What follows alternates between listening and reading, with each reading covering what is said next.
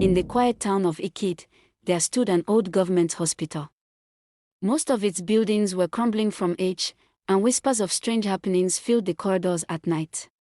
But there was one wing of the hospital everyone feared the most, Ward C, especially room 13. Not because of ghosts or curses, but because of Nurse Felicia. Nurse Felicia had been working there for almost 20 years. She never smiled, never greeted anyone kindly, and her eyes held a coldness that sent chills down the spine of even the bravest patient. People said she had a heart made of stone and hands that brought pain instead of healing.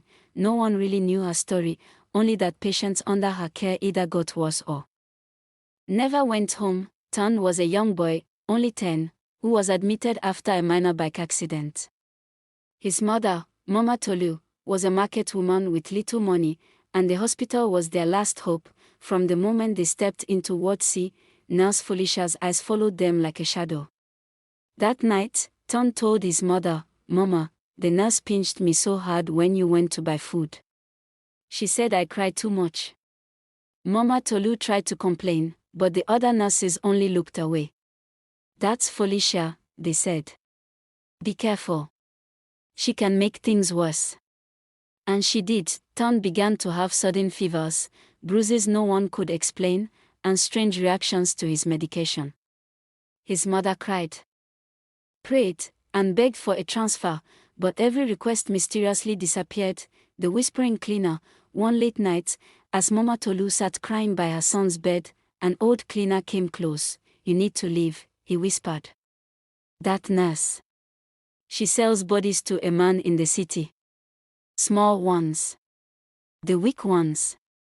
Mama Tolu gasped. "She changes their drugs, slows their hearts.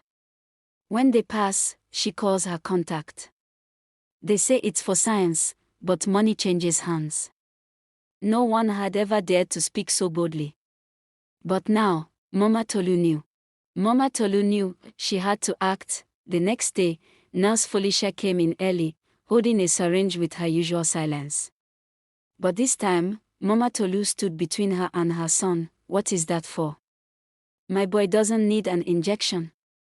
Felicia gave her a cold look. "Do you want him better or not?" But Mama Tolu pushed her aside and ran, carrying her son out of room 13.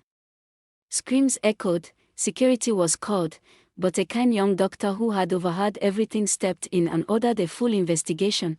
What they found in Nurse Felicia's cabinet shook the entire hospital: records of patients that had no official death certificates, hidden vials of unprescribed sedatives, and cash sent from unknown sources. She was arrested, but never showed remorse.